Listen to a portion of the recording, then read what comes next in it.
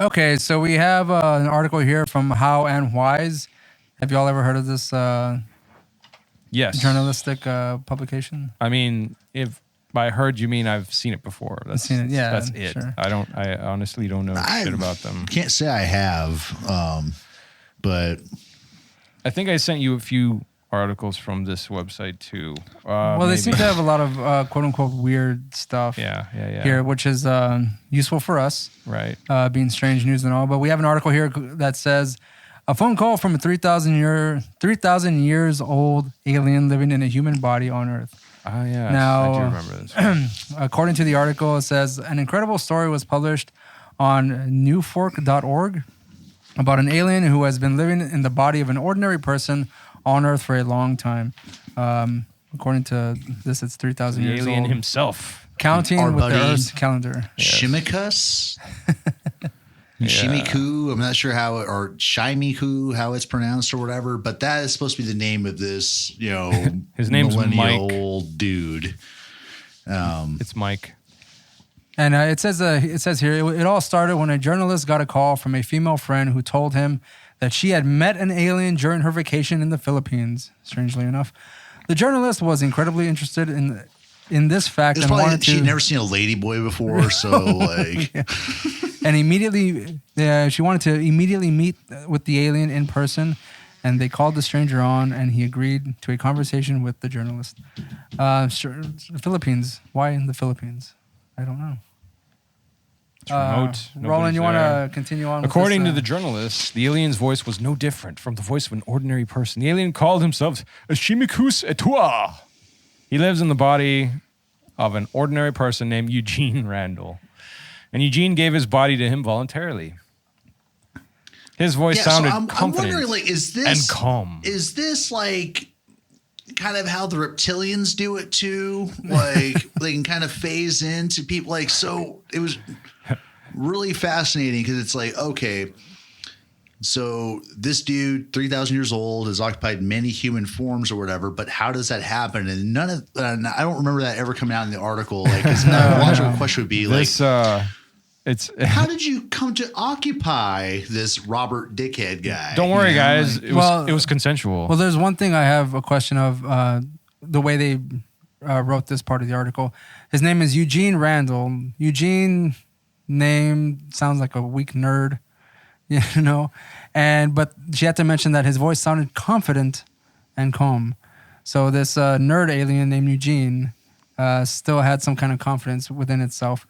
Did the normal Eugene not have this confidence beforehand? What exactly pertains to the confidence? I think that was more they were trying not to talk about like, maybe Eugene being not a confident person or whatever beforehand, but that the information given by this purported, alien possessed person that, the information didn't sound like it was just made up on the fly or had a air of bullshit to it, that whomever was transmitting this information really just bought into it.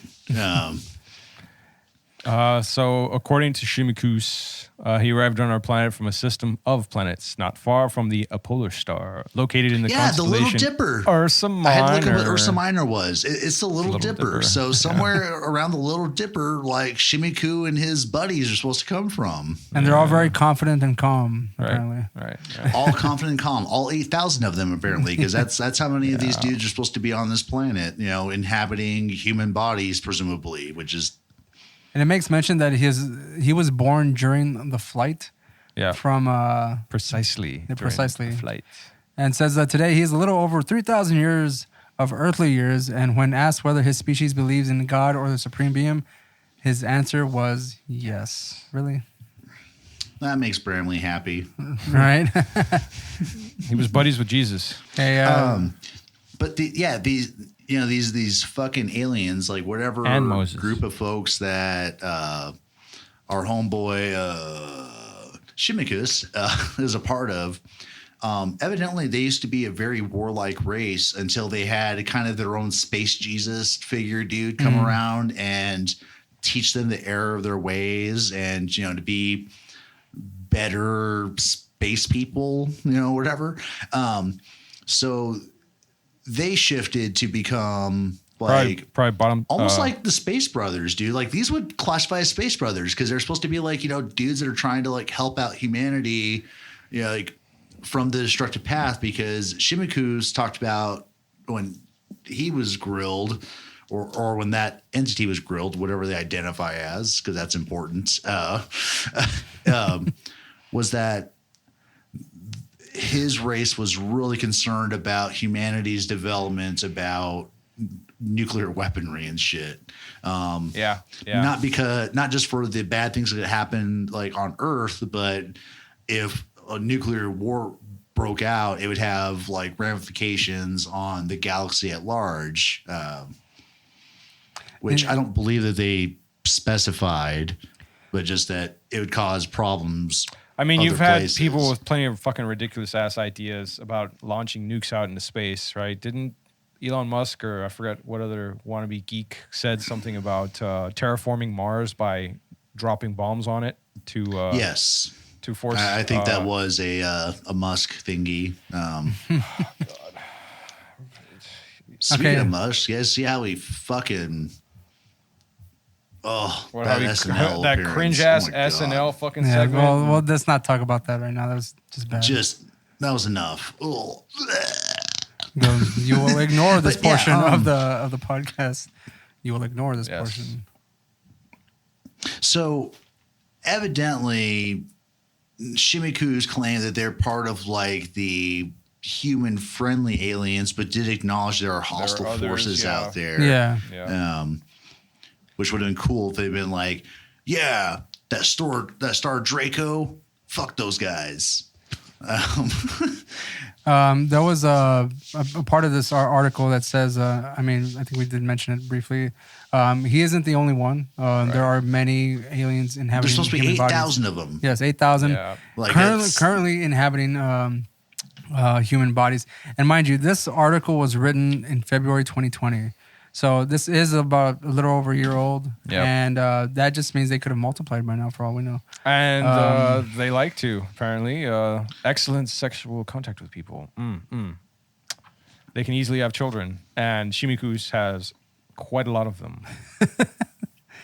Yeah, but is that like... But is he paying alien alimony? Good question, Daniel. I don't know. I still don't think, but I still don't think it's a thing of biology. I think it's the fact that they're still inhabiting these human forms, that these human forms are still able to biologically reproduce, more people that wouldn't be hybrids. Because they're using human what I can understand, it's kind of like this, like, okay, I'm just this little, like, ghost in the machine in this dude's head, and I've taken over, but that doesn't mean that the like I'm just taking over and changes and influencing him. Her, go fuck her right now. Well, no, I think that's not confident, Roland. That's not confident. That's just creepy. Man. Make babies. Yeah, exactly. But hey, let's just prerogative. There's like a little comment down here from John Jones. It says, since childhood, I have always different from others and experienced sleep paralysis and stuff I cannot easily recall now, but having had a craft one summer day in 1956 pass almost above me, and knowing a nearby U.S. Air Force base were reporting unknown radar blips. How close did he say this fucking thing was? It says almost above me. Almost above me. Also, he does say 1956. So this guy is from the silent generation or some shit. I think that... I want to swing back to an earlier... I think it was another Strange News we did where we broke down, or maybe it was in the 12th Planet coverage, where we talked about the rough percentages of UFO sightings, and how X were like a mile or so away, but the closer and closer they got, the numbers drastically reduced as far as witnesses saying that they were within 100 feet or had an actual contact situation. So if we have a UAP going almost directly overhead this guy, he's in a statistical minority of UAP experiences. because that's close, Well, I mean, And- this is also a pretty vague answer, and it's the how and why staff, of course. I mean, you want to treat every comment with some sort of kindness. It says, Yeah. I am truly surprised to hear that, and that's the only comment and response that are on here. Kind of like our comments on our videos and stuff. There's Yeah, one that was person who says aight. something, and then we respond, or I respond in some way or another. Right. Well, actually, probably So their the mouth best comment we diarrhea. got was just some guy on YouTube like, "Oh, hey, weird stuff in the Rio Grande Valley. I'm down." Yeah. And that was about it. Like, Cool. cool.